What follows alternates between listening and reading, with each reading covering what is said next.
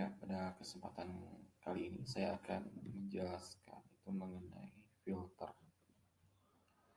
Filter itu merupakan salah satu bagian yang penting dalam pengolahan sinyal digital. Jadi filter itu bisa dibagi dua ya kan. Jadi ada filter digital dan ada juga filter analog. Nah, pada kali ini kita akan bahas mengenai filter digital. Apa itu filter?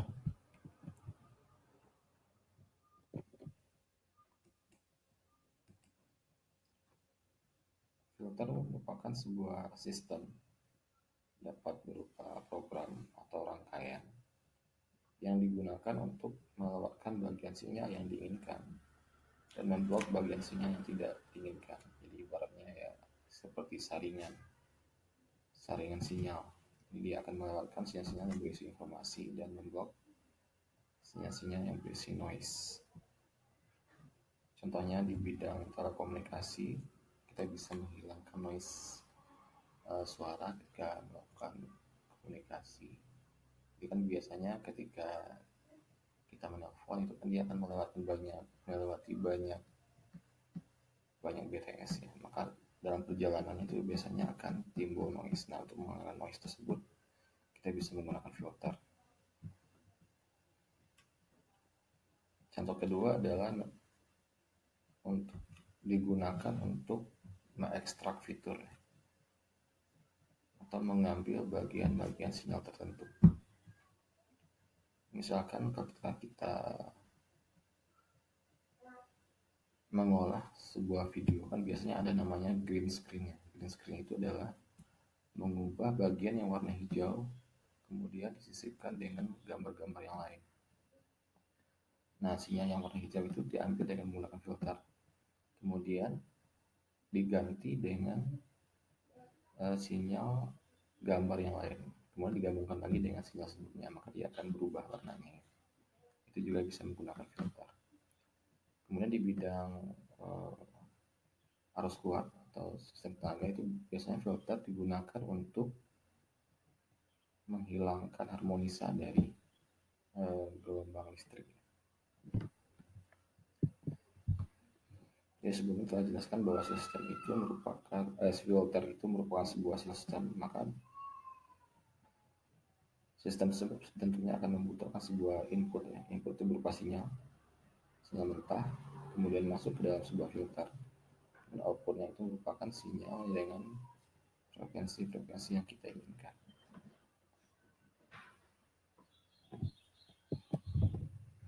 Nah, di dalam pengolahan sinyal kita bisa merepresentasikan sinyal ke dalam dua bentuk.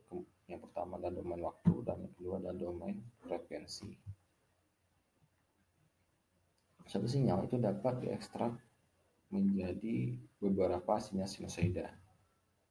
Nah, hasil ekstraksi ini nanti akan direpresentasikan ke dalam domain frekuensi.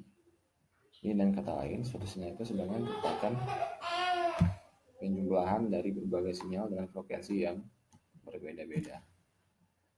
Untuk mempermudah menganalisa sinyal tersebut, maka dia akan ditransformasikan ke dalam domain frekuensi, di mana setiap hasil sinyal ekstraksinya akan disajikan dalam kode kartesius, sumbu X-nya merupakan frekuensi dan sumbu Y-nya merupakan magnitudo. Jadi satu sinyal itu ketika kita ekstraksikan dia akan berisi sinyal-sinyal sinusoida dengan frekuensi yang berbeda-beda. Kemudian disajikan ke dalam kode kartesius sumbu X yang merupakan frekuensi dan sumbu Y magnitudo. Ini contohnya, misalkan ini ada sinyal yang dibuat dengan frekuensi 100 Hz. Ini di domain waktu, X-nya merupakan waktunya. Ini contohnya misalkan di detik 0,00,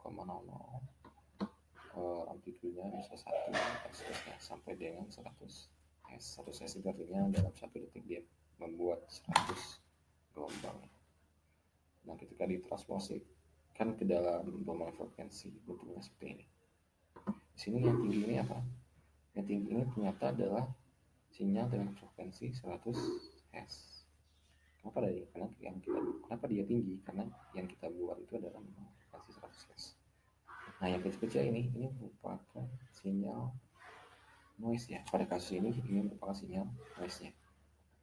Nah, ini biasanya ini akan dihilangkan dengan menggunakan filter.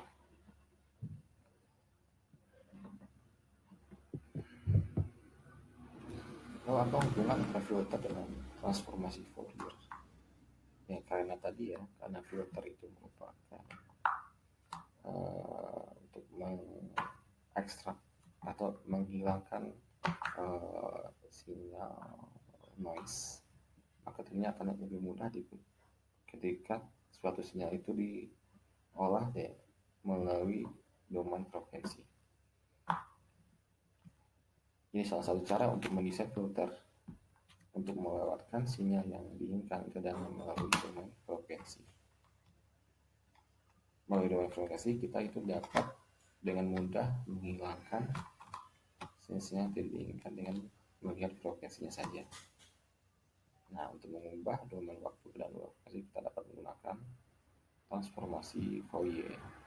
Contoh sederhananya, misalkan kita ingin mengambil sinyal 100 Hz, maka sinyal yang frekuensi selain 100 Hz itu bisa kita hilangkan.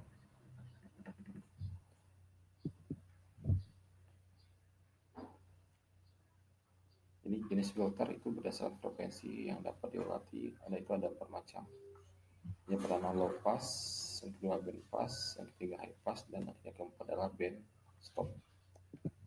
Apa itu low pass? Low pass merupakan sebuah filter yang melewatkan frekuensi di bawah frekuensi threshold atau FL. Bentuknya seperti ini. Jadi dia lurus, kemudian dia akan melandai.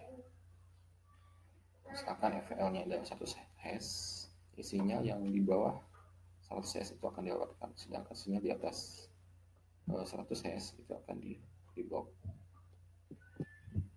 Yang kedua band pass, itu filter yang melakukan frekuensi antara frekuensi FL dan FH. Yang FL itu adalah kecil dari FH.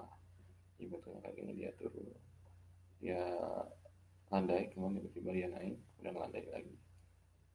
Ini tentunya ini di dalam domain frekuensi ya, bukan di domain waktu.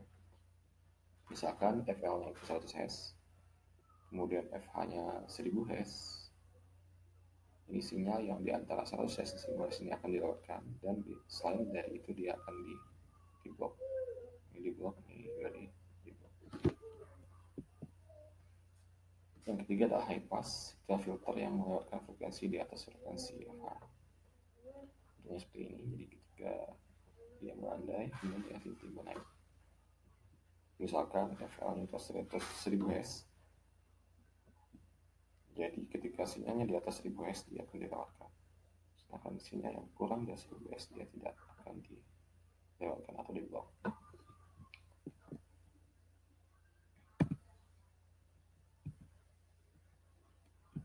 Terus yang terakhir adalah band stop, filter yang melewatkan frekuensi di bawah FL dan di atas FH. Sama kayak tadi ya, jadi ketika misalkan FL-nya 100 Hz, di sinyal yang di bawah 100 Hz dilewatkan, dan sinyal di atas 1000 Hz itu juga dilewatkan. Nah, sinyal di antara 100 dan 1000 Hz itu dia akan di blok. Ya, untuk contohnya kita coba dengan menggunakan bahasa pemrograman Python. Misalkan saya punya data ini merupakan data, misalkan data ini merupakan data sinyal, dia telah berbentuk digital. Lalu bagaimana kita menyajikan data ini ke dalam domain waktu? Nanti juga kita akan coba transformasikan data ini ke dalam domain frekuensi dengan menggunakan Python. Nah, kita akan menggunakan library. Yang pertama adalah NumPy, jadi untuk mengolah angka-angkanya. Kemudian ini adalah Matplotlib, ini library untuk membuat grafik. Terus yang ketiga SciPy untuk mengambil library untuk menghitung phase Fourier transformnya. Yang pertama kita buat dulu frekuensi samplingnya. Jadi frekuensi sampling itu merupakan frekuensi ketika dia mengambil sampel dari frekuensi dari sinyal. Jadi sinyal itu kan sebenarnya Kalau sinyal analog kan bentuknya seperti ini. Nah, sampling itu adalah jumlah dari titik-titik yang diambil seperti ini ya. Nah, ini contohnya adalah frekuensinya 1000. Jadi 1000 ini maksudnya adalah dalam 1 detik dia akan mengambil 1000 titik yang tepat pada sinyal realnya. Kemudian T ini adalah waktu, N itu adalah jumlah sampelnya. Jadi jumlah sampel seluruhnya itu adalah waktu dikali dengan jumlah frekuensi sampling. Menurut yang NFFT ini merupakan resolusi datanya, dan disamakan saja dengan frekuensi samplingnya. Kemudian kita buat variabel T itu waktu, dan F-nya ke dalam bentuk array ya, data array-nya lebih gampang untuk diolah. Kemudian kita load datanya yang tadi. Load dengan cara menggunakan numpy np.load.txt data. Kemudian data ini akan kemudian kita transformasikan ke dalam bentuk domain frekuensi. ABS-nya nilainya absolut ya, jadi nggak ada nilai min. Jadi X ini merupakan domain frekuensi dan data ini merupakan domain waktu. Nah, kemudian kita tampilkan ke dalam sumbu kartesius. Ini untuk yang domain waktu, nah ini untuk domain frekuensi. Karena bentuknya ternyata datanya ketika kita bentuk masukkan datanya ke dalam kode kartesius, maka bentuk seperti ini. Nah, ini adalah bagaimana dalam domain frekuensi bisa kita lihat bahwa ternyata frekuensi yang dominan dalam sinyal tersebut adalah 5 Hz, 10 Hz, dan 20 Hz. Jadi gelombang ini merupakan penjumlahan dari gelombang dengan frekuensi 5 Hz, 10 Hz, dan 20 Hz. Itu contoh pertama. Nah, contoh kedua, kita coba membuat sinyal itu dengan persamaan. Walaupun dalam kondisi realnya sinyal itu nggak akan gampang untuk dibuat ke dalam bentuk persamaan. Misalkan ini ada X ini merupakan nilai sinyalnya dengan persamaan 0,5 dikali dengan sin 2 dikali pi dikali 5 dikali T. Nah, ini kan semuanya sesuai dengan persamaan dari sinyal sinusoida ini merupakan amplitudo. Ini 2 dikali pi dikali 5 ini adalah frekuensi. T ini adalah waktu. Ini penjumlahan dari 4 sinyal ya. Nah, sinyal terakhir ini adalah random ya, tujuannya ini misalkan merupakan sinyal noise.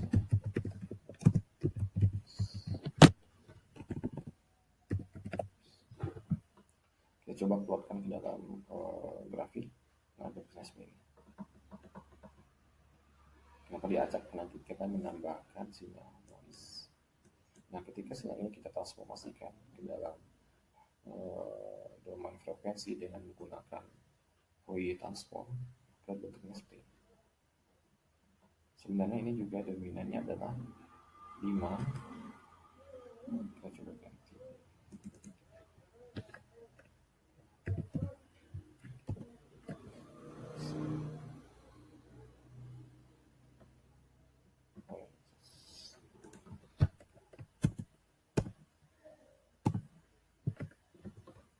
Nah, silahkan lihat.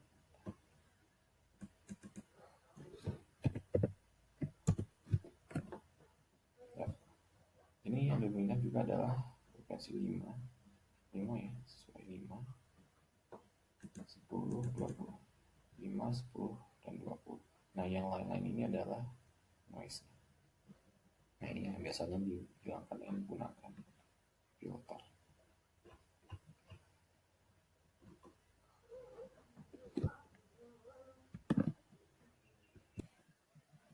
Ya, untuk contoh yang lain kita pakai slide yang saya kasih minggu kemarin.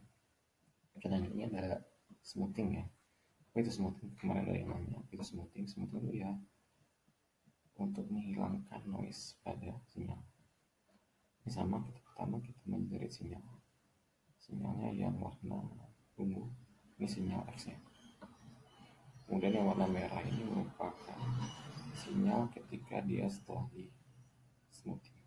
Ini bentuknya akan lebih bagus ya, nggak ada acak-acak seperti sinyal yang sebelum di smoothing.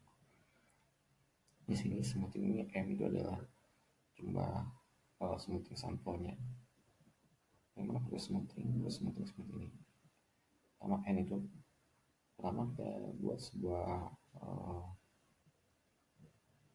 fungsi namanya untuk smoothing. X ini merupakan nilai dari sinyalnya, M ini merupakan sampel dari smoothingnya. Mau dihitung panjang N, kemudian Y, nilai Y nya adalah sebesar sepanjang N juga dengan nilai semuanya adalah 0. Baru dihitung rata-rata dari sinyalnya.